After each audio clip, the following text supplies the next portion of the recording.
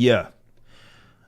Now, a couple of years ago, I brought up old videos. I talked about like the relationship between manga and anime and how different it is with mainstream comic books versus their animated stuff as well as their movies.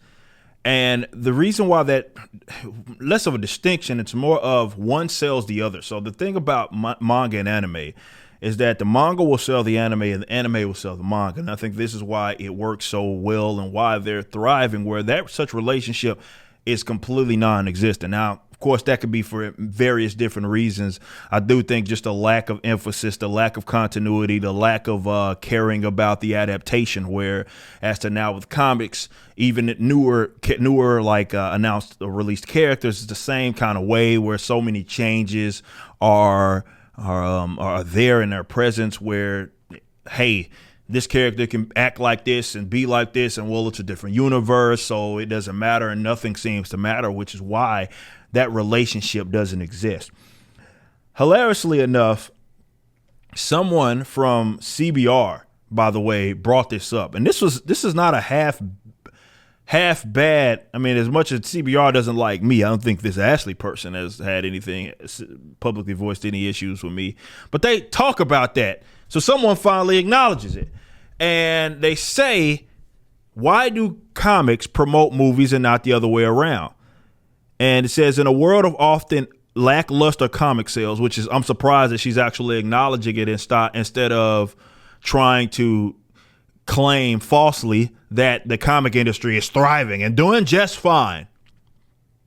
The movies should be doing more to help the source material and creators. I agree. Let's see what she says. Since the birth of the MCU, comic book movies have proven to be one of the most profitable directions in Hollywood history. Between MCU and DCEU, superhero movies have raked in tens of billions of dollars, while comic books have seen sales slumps. Yet the wisdom in the larger publishing industry continues to be for floppies to promote movies and not the other way around. When MCU debuted, in 2008 with Iron Man, The Incredible Hulk, it was off to a shaky start. The two movies combined grossed below $1 billion. Box office draws would be considered flops in today's MCU world. The franchise slowly but surely seen its value as a movie universe, as well as the value of the inspirational source material and character soared to consistent heights considered unthinkable before. During this time, however, comics seen little gain related to the movies. This is interesting because they are acknowledging that. Before, people would say, well, comic books are fine. Comic books are thriving. I will refer you to, by the way. I know there's going to be those that try to pay attention to this.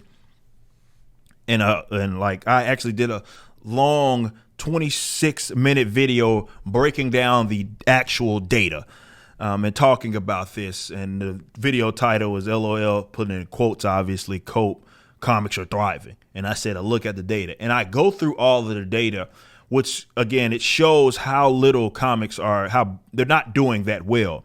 We talk about how, for example, if you look at comparatively 2021, last year, versus 2016, the comic sales are almost identical. It's a little higher, but almost identical. And then when you look at the actual makeup and the percentage of the sales, when you look at like Comic-Con and ICV2, you see that graphic novels, which most of them being anime, mangas, are actually representing a lot of the sales, actually the vast majority of them. So the increase, which is only slightly, again, you look at this right here, you barely can see it, but 2001 versus 2016, with this report done by ICV2 and Comic-Con, you see that it's only slightly, it's about identical. And that could be easily explained in the fact that, well, comics cost more than what they did in 2016, really for both, especially with DC. So that could easily explain all of that. And they're not actually thriving. In fact, they're suffering. And when definitely, even when you compare them to like the top books and how much they sold, I believe I went through a lot of these on this video here. You know, I went through all of this data. I went through a lot of these on these videos and talking about like with 2016, as well as like looking at the graphic novels there, and I look at like graphic novel, how the top selling graphic novels only sold 24,000 last year, and you look at that compared to how in the West manga's doing, which are being classified as graphic novels. You see how crazy it is and how easily explainable it is that, I believe this is if I'm not mistaken 2016 numbers, and I believe it has it was only. Yeah, I think these are 2016 numbers. Yeah, those are 2016.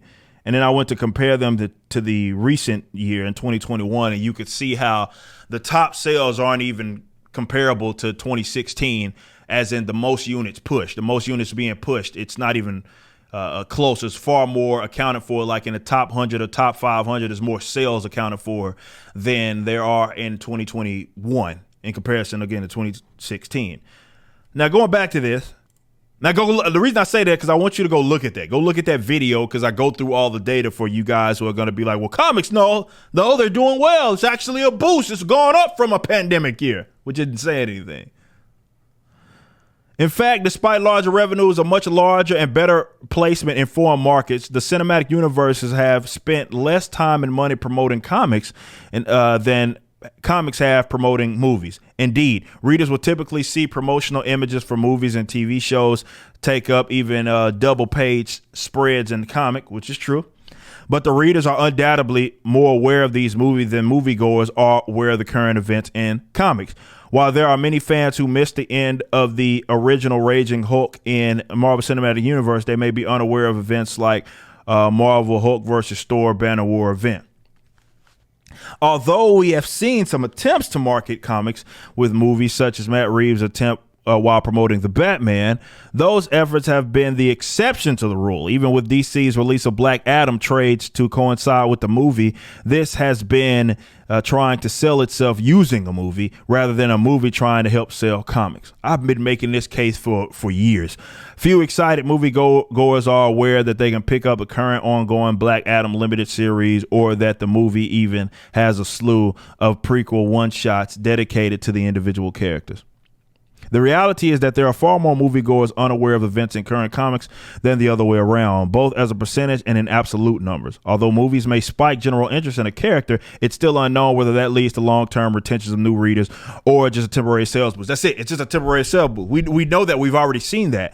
The normies that they appeal to don't then go transfer into paid customers in books. It's no reason why you should be making, you're making billion-dollar films, right? Movies that are getting billions of dollars. Yet your comic sales are going the opposite way. That makes no sense. The reason why that's a thing is because there's no relationship. Okay. And they're not trying to sell it. Now, she goes on, and of course, she's talking about the fact that there's basically a lack of promotion in those, and she's completely correct. You see all those ads for those movies in these books. Let me see. I had this Captain America book that I was always using comparatively that was printed on very shitty paper. There's an ad right there. But Party City ad here. There's a Adventure Academy ad there. Yeah, Eternals is there, and then he talks about Chadwick Boseman. So yeah, there's promotion, a lot of promotion on like some of what they're doing in entertainment on the movie side and TV and film. But as far as the other way around, you generally don't see that. Well, that's because there's no relationship. The thing about anime and manga, and why I think that's the easiest comparison that we can make, because it's even though it's different, it's in the same genre, right? It's Japanese comics, okay?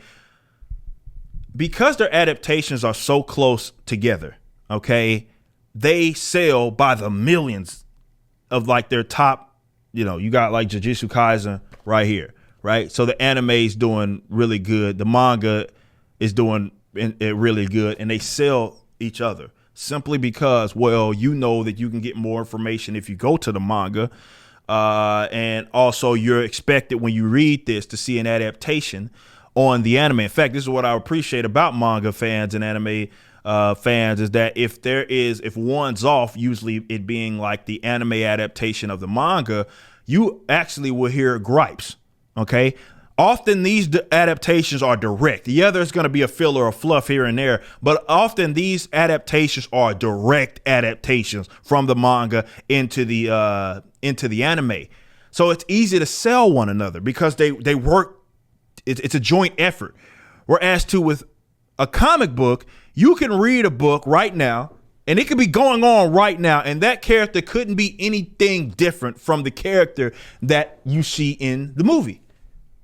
So what reason would I have to go see it? It applies to the animated stuff, even though people think that some of the animated stuff for DC, for example, and I've said this, is better. It still is not like a direct adaptation, right? Often they offer too much leeway for a writer or groups of writers to kind of do their own thing and have their own kind of interpretation of it. Whereas that really doesn't happen. Again, when the anime deviates too far from the manga, they will raise hell. That audience is sophisticated enough to raise hell because that expectation is expected. When it comes to like Marvel and DC, I see a bastardization of a character, and it'll be like myself, it'll be some other guys, but you get a lot of the popular comic book guys, they're shilling it like nothing happened. Oh, well, it's just a different universe. It's blah, blah, blah. That's why your comics aren't selling. Despite you making billions of dollars, millions and billions of dollars, there's no connection. I look at these characters when I was still watching Marvel movies, and I'm like, who the hell is this? Who is that? I look at, what was the last DC film I saw? The one with the tokenized Black Canary, Birds of Prey. And I see Cassandra Cain. I'm like, who the hell is that? What?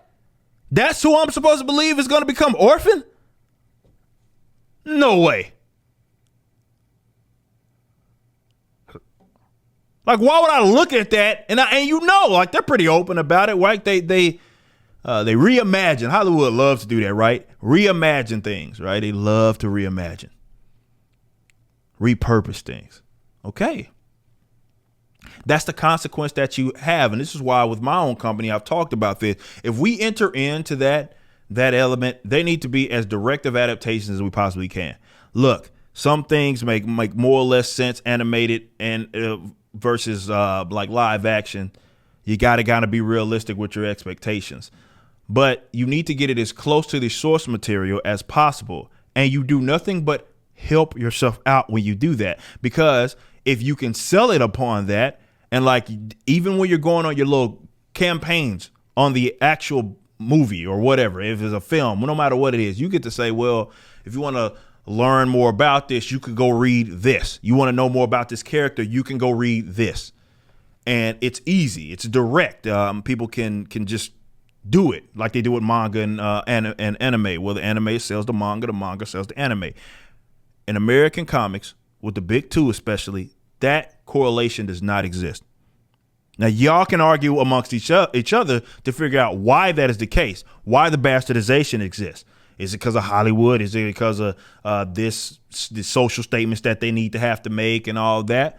You can make it mean whatever it is that you want, but it applies to both their animation as well as their live action. A lot of these adaptations couldn't be anything further. Some, they get them. I've talked about DC. Some of them will be, but those are exceptions, right? Some of those are exceptions, like Flashpoint, right? These are exceptions, not the rule. It's just hilarious that CBR is acknowledging it. That's hilarious to me. Yo, I appreciate you as always. And if you're into comics or want to get into them, go visit Rippaverse.com, where you can check out my own comic book company, Rippaverse Publishing. Our first book, ISOM #1, is currently up for pre-order right now. You can also check out the company trailer and the ISOM campaign trailer so that you can make an informed purchase.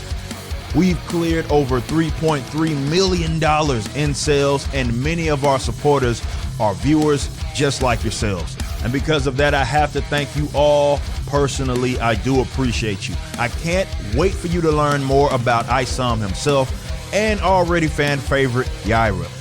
We ship internationally, so no matter what side of the globe you're on, we love to have you as a customer. Much love and big thanks.